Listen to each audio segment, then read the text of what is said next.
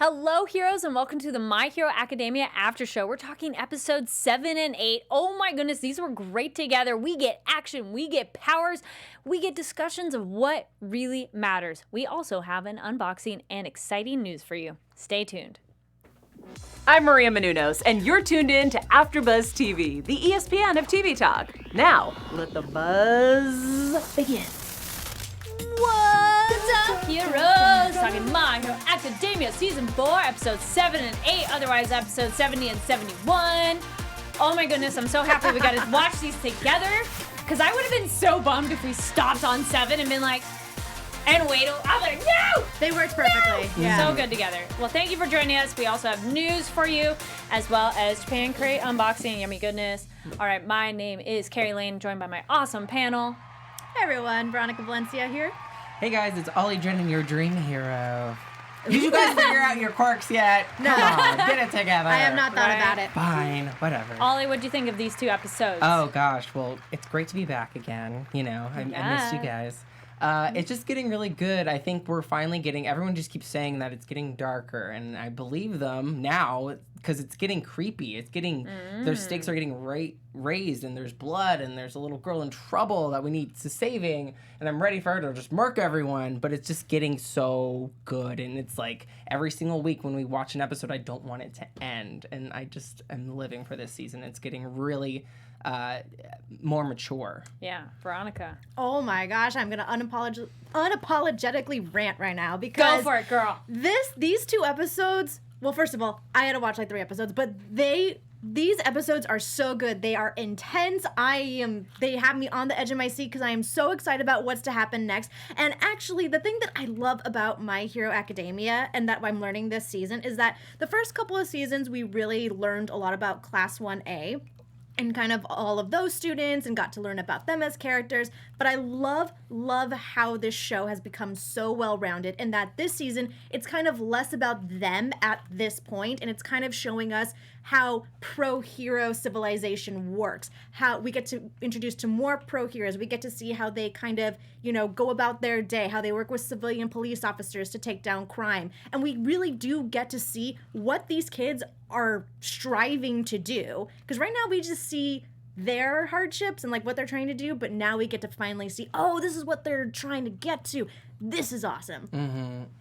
Because we know, well, no, that's really good. Cause I hadn't thought of it exactly that way, but I'm like, yeah, that's true. Because we just hear this is what they want to do. Now we can see what they want to do in action. Yeah, I think a lot of the season is like lore building too. Yeah. It's, like we know all the characters basically, but also we get more characters. But yeah, like you're expanding the world and not so much the characters, yeah, for sure, but it's definitely interesting to know all the dynamics and the politics of becoming that pro hero. And then we meet villains who essentially are trash, which we talk about that, of like, but what happens when they don't get regarded properly by society? Like, it's a well-rounded universe that has been created here rather than like, but wait, what about this? What about this? They have answers for that. They're like, hey, we've thought about that. All right, episode 7, go. Otherwise, episode 70. Man, having to keep that work-study secret was just eating up Deku so much that he couldn't eat. Poor kid. I felt so bad for him of just, like, that anxiety you can have, but who does he talk to? Yeah. And he's sitting there. I feel like he could say something. He could say something to Mirio or maybe Uraraka or Frappe or Sweet. Yeah, but I feel like it's just hard for him. And I know it kind of rolled over into this episode, just the not only not being able to say anything, but the guilt of both him and Mirio are still feeling of not being able to help Eri. But I think, my personal opinion, I still think in the moment it was the smart thing to not engage because they don't know the extent of Overhaul's power, so that just would have been dangerous. But I'm sure it's just the guilt. The guilt of knowing something was up and you should have done something, especially when other pro heroes have told you, oh, that could have been done there.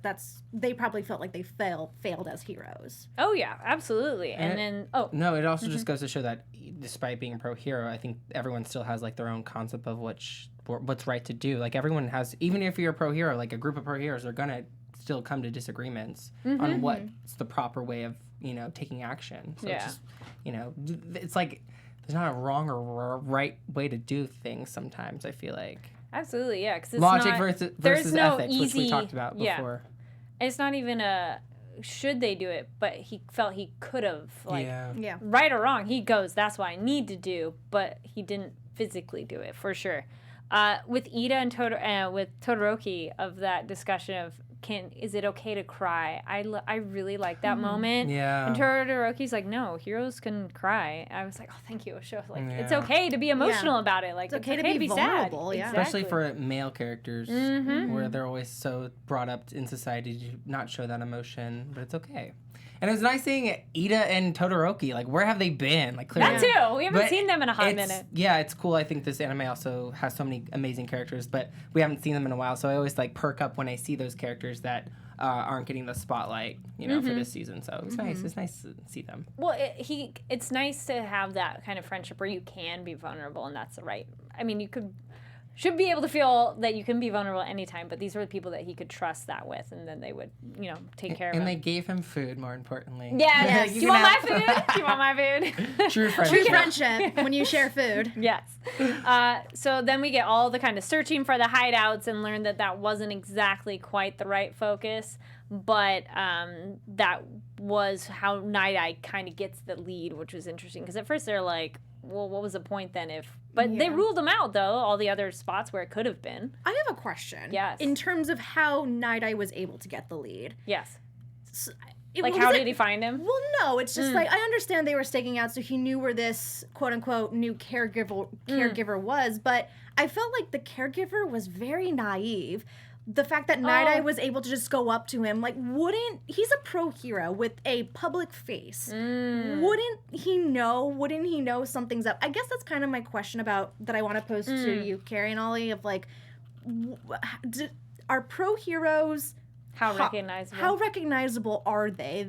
Or are they kind of just like a celebrity, and that there's so many celebrities you can't possibly know them all? For Night Eye, I feel like a lot of people would know Night Eye too, because he's tied to All Might. So why wouldn't you not know him, in a sense? If Yeah. I'm like, do they have Instagrams, Twitters? What's their following? I'm gonna go with that henchman is naive. He's also very distracted because he's probably thinking so hard of like, I need to keep this kid happy or I'm probably going to die. Overhaul's going to kill me. Yeah. So he might be focused on the toy that he knows nothing about, that he's like, yeah, sure, help me, thanks, bud. He might have it later. Like, I almost would have wanted a scene later where he goes, oh my gosh, that was so-and-so and I was an idiot. Like, or it's that thing of like, when you actually see celebrities out in the field, it's like, your brain doesn't connect that it's right them. Away, yeah. Because you just go, no, I don't expect to see them here. So it could be that too, that maybe he just wasn't really paying attention. So, but I think he's a henchman. So generally, by definition, most henchmen aren't the smartest ones in the room. That's why they're not the leader. And then also a little thing with the classmates I was going to say too, of like, it's interesting that they notice the tension that their fellow classmates who are doing the work study are going through, that I'm wondering if that's helping encourage them or be a good reality check to them of like, no, this is a serious business. It's not just all fun and games, because they can see what their classmates are going through, but they don't know how to help. Yeah. So you're like, oh, but then we get our sprinkles of people. Then we have, then it goes very quick of like, okay, it's time, we're gonna do this. But who was surprised or not surprised, or what do you think of how Overhaul essentially kind of knew the attack was coming, or did it seem like he figured it would come eventually? I feel like he's smart. He's super smart, and I feel as though he figured something like this was coming. Especially because I think if he were to find it unexpected, he would have definitely killed the henchman, and we would have seen it. True. Because I feel like he would know. Yeah. Well, he also has chronostasis, can hear the charge. Though I almost felt like he was touching the wall to feel the vibration, because we haven't really seen what chronostasis can do so much. But that was interesting. So then we get the attack.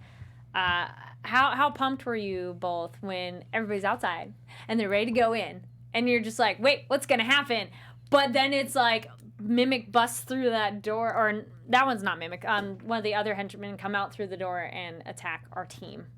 I was like, this is what we've been waiting for. Yes. We're at episode 7. Finally, the action is coming. But it was so cool to see kind of like the heroes and the officers come together and to save Aerie, and obviously this like ended shortly, but I mean we're having another episode to talk about, but it was really like got me excited for what's to come.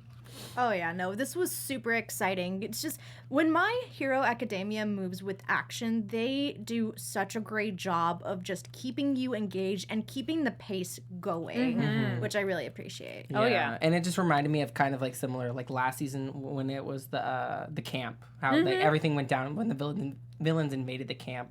So it just gave me like not PTSD, but it gave me flashbacks of, oh my gosh, we're getting into it. So it's really cool.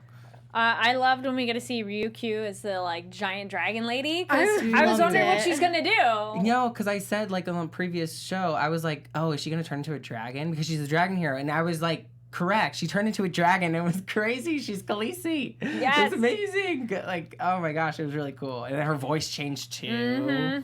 So it was really cool to see. I'm like, oh, that's why she's number 9. I think the thing for me too that I also really loved about this episode was we got to see, and they kind of mention it, that for this particular raid, they get a group of heroes together that feel whose quirk is very helpful and work well together. Oh, yeah. And I like kind of seeing that, how at each stage, yes, the heroes whose most capable quirk was used. True, because she shouldn't go inside in the small, tight spaces, so it makes sense. And then also, on top of that, it was nice to actually see more of the police working with quirks. Like, okay, let's do the official of the law. We'll serve a warrant, but... all right. Oh, they attacked. We're allowed to go in then. It's like they hit first. They get the advance. So then Overhaul goes to take Aerie away. And like that's the end of that episode. And I was like, ah! Yeah, that cliffhanger, man. Yes. Which leads us in. Oh, anything else with that one? No. No. All right. Really good. Yes. Episode 71, Suneater of the Big Three. So we're on this like high of that episode of the raid and everything. And then it kind of slows it down just a hair where we get Tamaki's his backstory of his childhood, and he's a student and meeting Mirio. Oh my goodness. And he's like, you Baby shine. Miria. My gosh. I mean, This show like, also knows how to draw very adorable younger versions of these characters. Right. He has such a baby face. Like, I'm like, Well, he Yes. still has a baby face, right. yeah. Yeah. Gosh, their relationship's so cute, and just to know how supportive Mirio is of Yeah. Tamaki. He's like, you were gonna say hero, right? was I love so- hero. Like that's the friend you want when you're a little kid at school and you're by yourself. It's very endearing, especially Tamaki's disposition of just being very shy and very hard on himself. So just to know that he has support from the son, it's just very, very good. You would think that Mirio might be like into himself, but he's really not. He's such a great character who is so supportive of others, especially, Tamaki needs that for sure, because he's like his own worst enemy. Yeah. The thing I find interesting is that Mirio and Midoriya are so hard on themselves all the time when it comes to trying to be a pro hero. Like, they want to be the best. They want to live up to the expectations that people have set for them.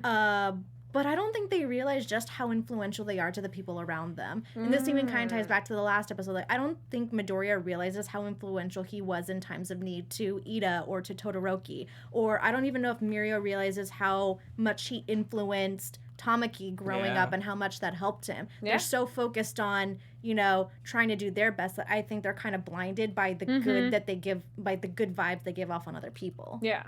Well, and then how it kind of circles back is Mirio's like, no, Tamaki, you've really influenced. He doesn't say like you've influenced me, but he's like, no, I was able to go on because of you. And it's sometimes you don't often think that maybe the character who's so strong needed somebody to essentially be their motivational person, and so it's nice to hear that like the person who you think is so strong, it's like no, I was able to do it because of you. And I think he's genuinely means it too.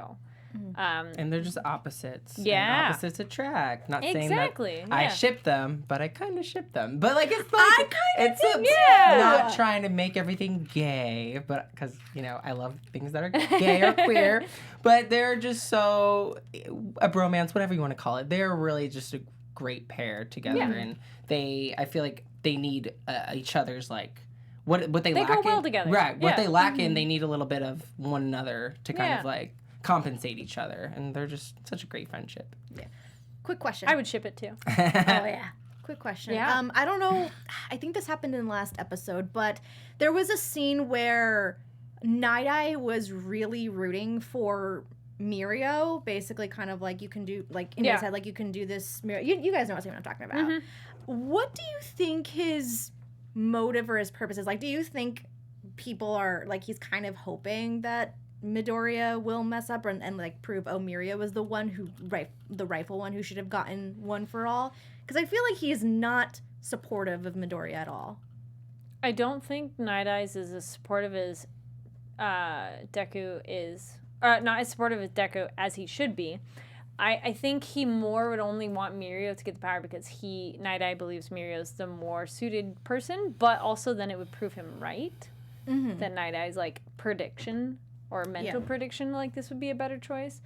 I think Deku would have to do a bit more for Night Eye to believe that Deku could do it. He has to do a lot of, like even with Aizawa, he needs to do a lot of building to get trust, to get, what's the word I'm looking for? I think it's just like the whole underdog thing. Yes. Because Midoriya came out of nowhere. He didn't have a quirk, or did he have a quirk? But it was stolen. No, that's a whole theory. Anyways, I think it's just, I mean, Mirio's part of the big three, so of course Night Eye wants him to be the all for, or what am I trying to say? He wants All Might to be he wants Mirio to be the next All Might per se. So it's just kind of like the whole underdog.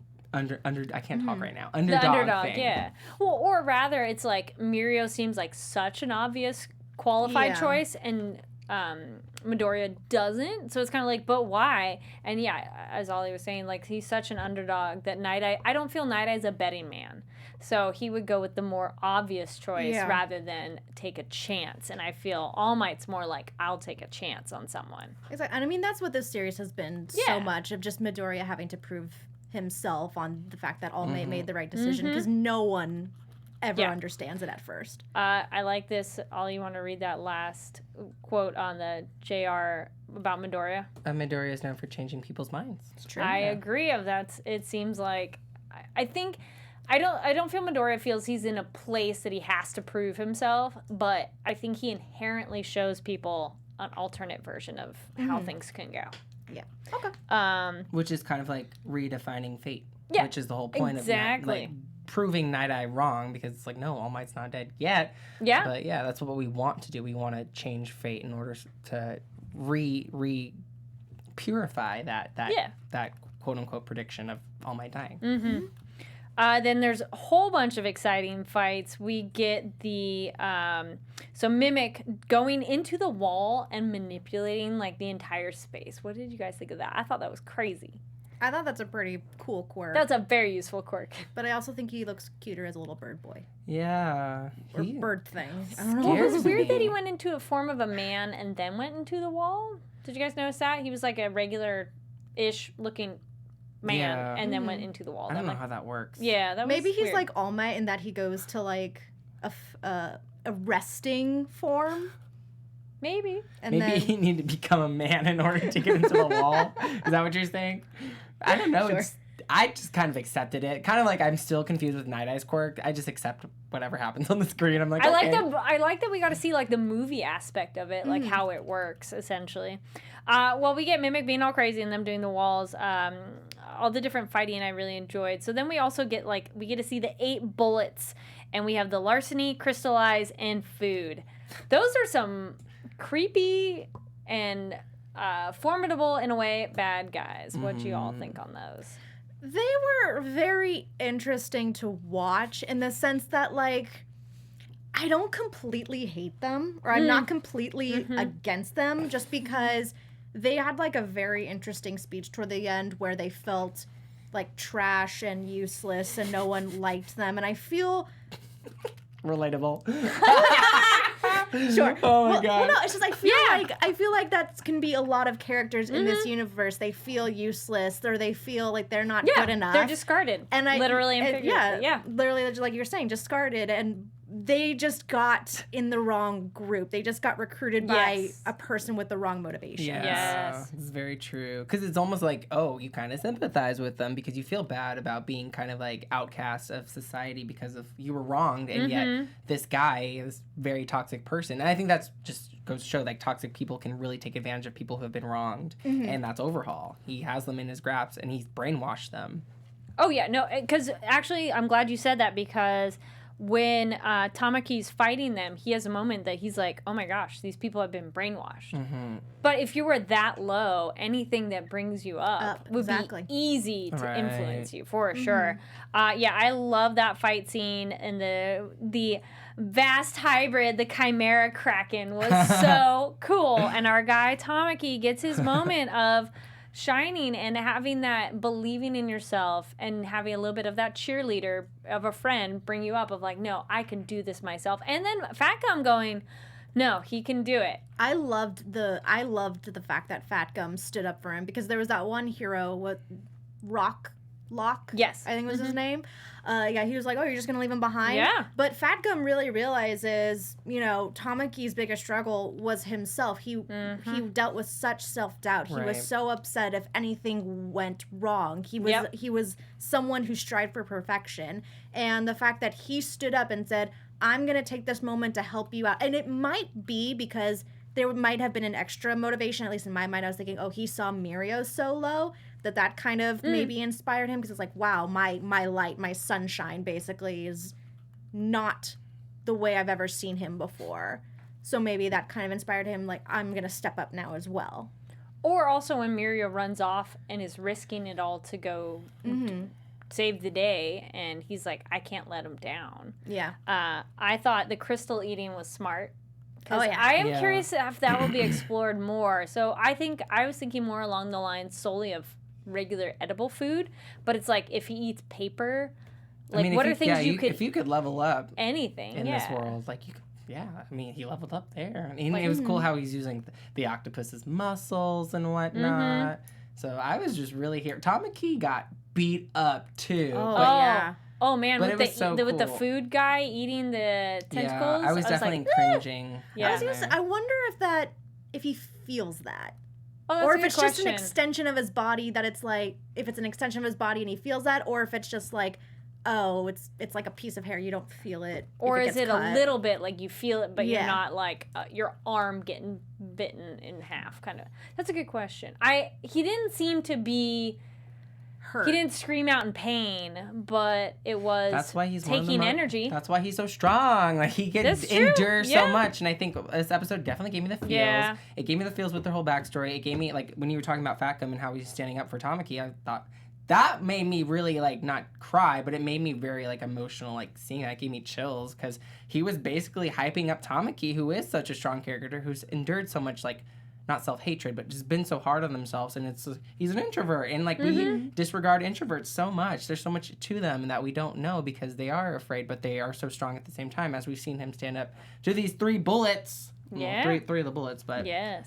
It was amazing. And then the chicken leg, oh my gosh, how their symbiotic quirks work together, but he took them down, and he was the smart one to figure out their quirks too, to how to beat them and realize, they're only good because they work together. Yeah. So I really like, he got his time to shine. Anything else on the episode? I just want to shout out Renji90998 in the chat, who says, Tamaki pretty much shows that an introvert can step up into a leader quality. Yes! Yes.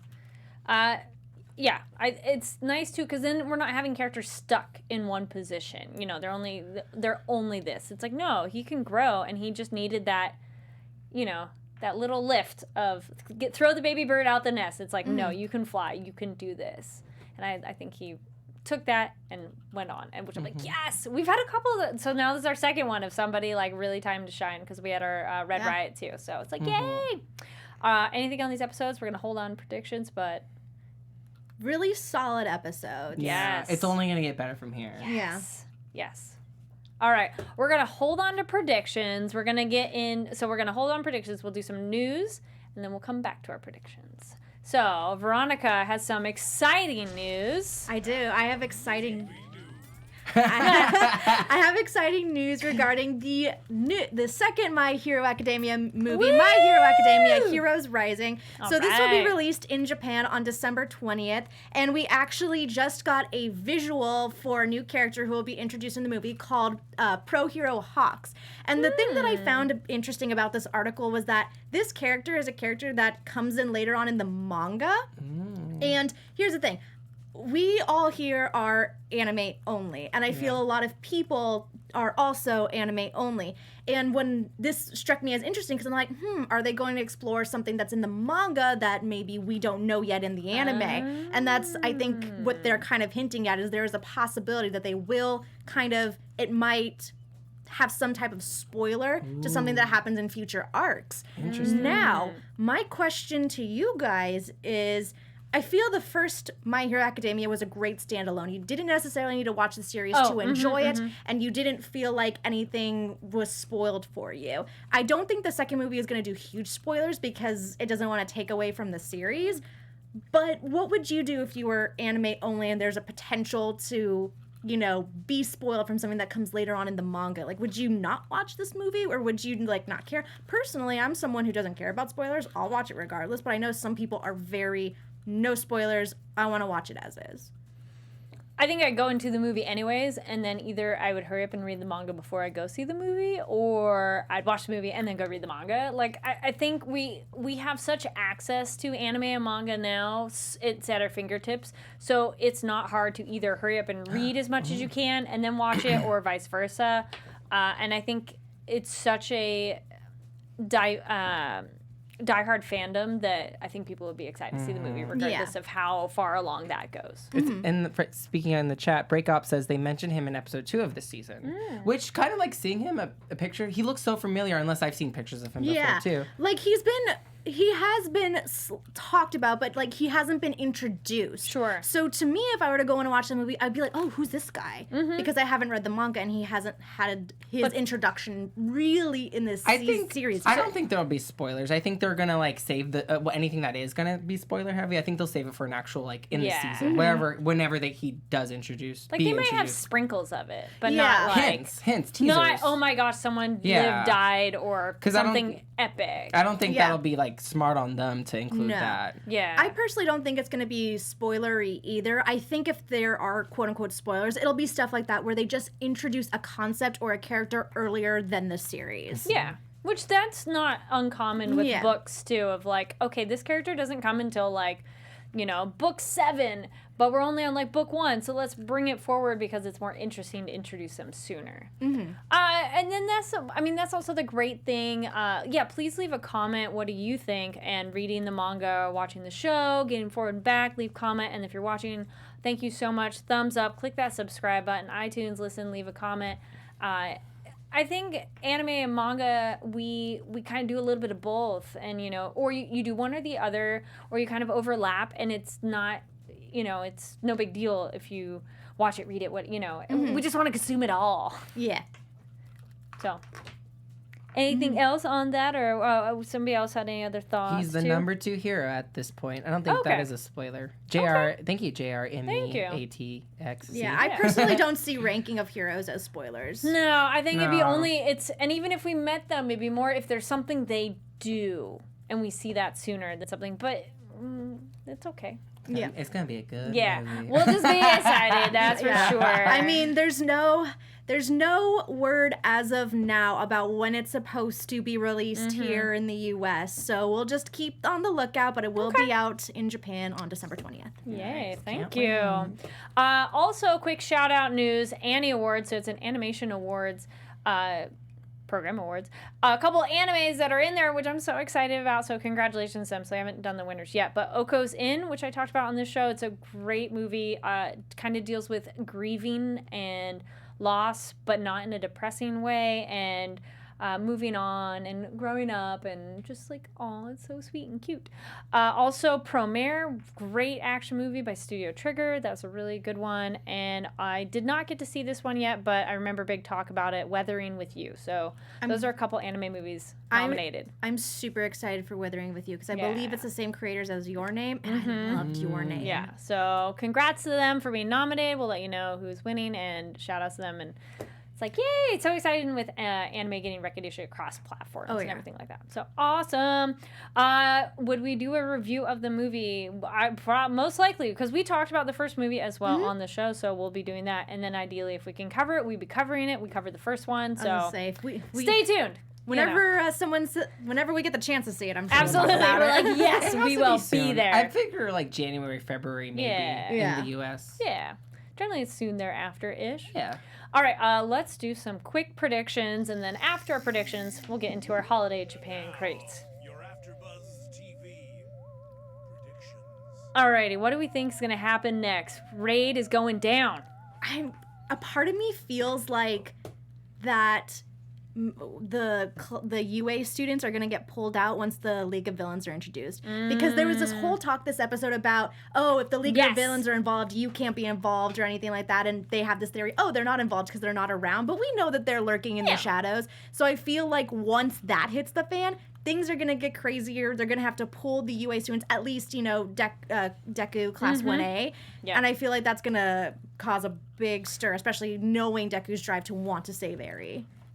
Oh, you got one? Oh, no. So are you saying the League of Villains are going to fight? Like, is it going to be like a triple threat? Like, League of Villains versus the heroes versus... I feel like something's going to happen with the League of of Villains. Everyone wants to just fight each other. It's going to be like a sneak attack, like, but you didn't see us coming, or like, to either the heroes, or, but you didn't see us coming, I'm going to betray you, to... Maybe. Right, I think the League of Villains want, Shigaraki wants to, team up buddy with Overhaul, but he's gonna turn on him, I think. Oh, for sure. But then it's hard to put a fast one over Overhaul because he knows everything that's going on, apparently. That's true. He's so annoying and conniving. He's dumb smart. I don't like it. The way you were saying it made me think how they'll be involved. And I thought it was naive if somebody else was like, well, we don't know the League of Villains is involved. I'm like, they felt so dismissive about, like, they would never work with them. I was like, wait a minute, you don't know that. It just felt really, nonchalant about it. So I think they'll figure out League of Villains is involved. Then they'll go, hey, Class 1A, you can't be involved. And of course Class A is going to do what they do and go do it anyways. So then they're going to be their own rescue mission. Yeah. And someone is going to die. Sparky Boom Man is going to be like, I got to go anyway. Yes. Yeah. So no spoilers if you read the manga. We're only talking about the anime. So I know we made some possibly crazy predictions, but please don't spoil it. So yeah, those are where I'm thinking. So I think someone has to die. One of the pro heroes is somebody. Gonna die. Mm-hmm. Yeah. And it has to, but I almost think we need it to be someone close to us because it needs to I'll make a wild prediction and say I don't think it's going to be All Might. But I do think it will be a pro hero. Mm-hmm. I don't think All Might's going to die yet. Yeah. Not yet. That almost feels like the red herring. Like, yeah, he's totally going to die. I'm like, not yet. I think it's going to be someone else. Still too iconic. Yes. So we'll see. Those are our predictions for now. Alrighty, so let's get into some Japan Crate Happy Holidays box. So we're super excited. Yay! I love that. All right. So, hold on. Holding up the box for the single shot. Nice. There we go. Got our Happy Holidays. I got our Happy Red and Green. Do we remember red? No. Vocab What word? about red? Aka. And what's the color for green? Tell me. Midori, like Midori Sours. Oh. Yes. Midori. And so we get our booklet inside, which is the thing to break it all down in case you do not read Japanese. Don't worry, they got you. So it breaks down all the yummy goodness. So we'll grab just a couple quick items that are special. So there are, I was like, where is it? These Kit Kats. Not these ones. There's so many good ones. Kind of exciting. Oh, wow. We always go for Coca-Cola, right? We're like, yes. Here we go. So we have chestnut Kit Kats. Wow. Oh my gosh, I thought those were onions at first. I was like, no. You're all, Carrie, I don't know about. Hold on, sorry. I love onions. All right, let's give these a quick try. Yeah. Gracias. Yay. Are we eating them now? Yes. Gonna try it for you. I'll give you a little bit of ASMR too. Oh man. So these are chestnut Kit Kats. Whole bag to keep you in the autumn mood. These chestnut Kit Kats are another limited release from Nestle Japan. They feature wafers with sweet chestnut cream covered in sweet white chocolate. What do y'all think? Dig it? I dig. It tastes like hazelnut, basically. Very good. I like it. I like the variety ones. All right. All right. Oh yes, this was one that sounded fun. Rich cheese pizza chips. Oh my. Right? So we'll go the other end. We got our sweet. Gotta get our savory. Open it up. All right. Pass it down. Oh. Nice. Wow, that smells like cheese. Yep. So, yeah. Rich cheese pizza chips. A Calbee, a popular brand in Japan known for their savory snacks, released these seasonal exclusive chips made with 4 different cheeses. Sorry if I say these cheeses wrong. Emmental, blue cheese, Camembert, and cheddar. Camembert? Yeah. There we go, Camembert. What do you think? Very good. Kevin Bear, I think. That is on What do the you ra- think? That's good. Very good. I like those. All right. Delicious. Thank you, Japan Crane. Thank you, Thank you, Japan Japan Great. So check Great. those out. Excuse me. Sorry. Use the code AfterBuzz. Get some discount off of your first premium box. So this is a premium box. So you get everything displayed here. So yummy. Go check it out. All right. Thank you so much for watching, listening. Early happy holidays, because I know we're into that holiday season. And where can people find you online? Hey guys, it's Ollie Drennan. You can follow your dream hero at Ollie Dreamer on Twitter and Instagram. Hey everyone, Veronica Valencia. I'm just a pro hero that you can follow along at. It's me, Veronica_V. And my name's Kari Lane, another pro hero here. I don't think I have my hero name just yet. I know. Maybe over the holiday break we'll think of something. And you can find me online at Kari D Lane again. That's KARIDLANE. Thank you so much for watching and listening, and we'll see y'all later. Sayonara. Our founder, Keven Undergaro, and me, Maria Menounos, would like to thank you for tuning in to AfterBuzz TV. Remember, we're not just the first, we're the biggest in the world, and we're the only destination for all your favorite TV shows. Whatever you crave, we've got it. So go to AfterBuzzTV.com and check out our lineup. Buzz you later. The views expressed herein are those of the hosts only and do not necessarily reflect the views of AfterBuzz TV or its owners or principals.